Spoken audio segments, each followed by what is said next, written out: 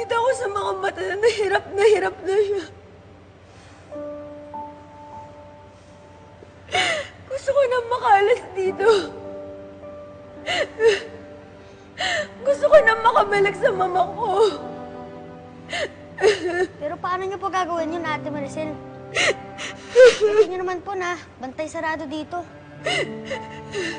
Kami nga, matagal na kami gustong bumalik sa mga pamilya namin. Pero patuloy pa rin po kami umaasa na makalis dito. Ako nga. Gusto ko nang ilabas si Empoy dito. Lalo na ngayon.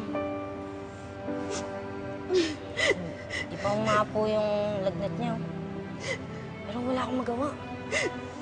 Sa taktang panahon, bibigyan ako ng pagkakataon na makaalis. Babalikan namin si nanay.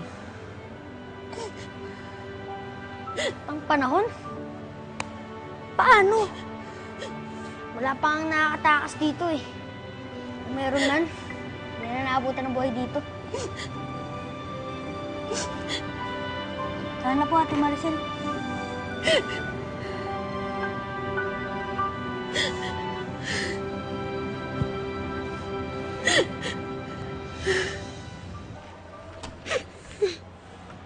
Hoy! Ba't hindi pa kayo natutulog? Maaga pa kayo, boss, di ba? Ikaw! Ano nangyari dyan?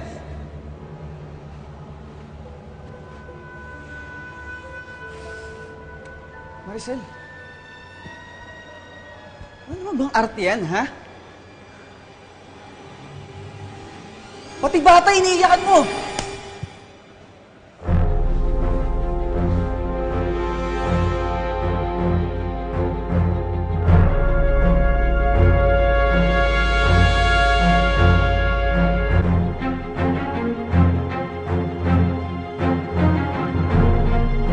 Nagpapakasakali ako na alugin yung utak mo para alam mo mali yung ginagawa nyo.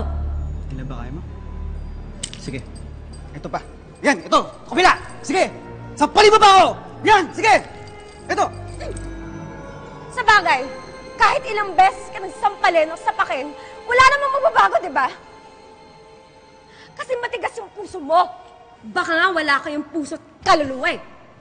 Maricel, magdahan-dahan ka sa mga sinasabi mo, ah. Bakit?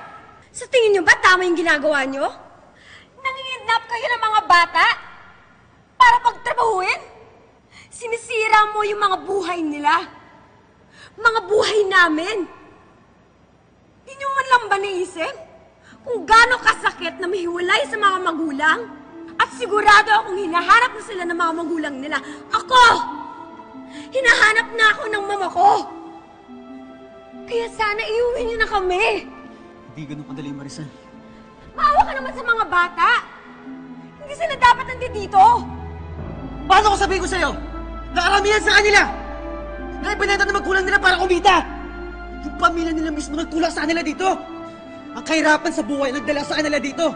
At sinamantala niyo naman. Ang babata pa nila. Hindi sila dapat nagtatrabaho. Hindi lahat ng bata lumaki kagaya mo. Na may pamilya na maayos. Hindi lahat sinuwerte. Ito kapalaran nila! Kapalaran ko! Kapalaran ano? Maging kagaya mo? Isang sanggano? Kriminal? At patapon ng buhay? Wala akong talagang awa!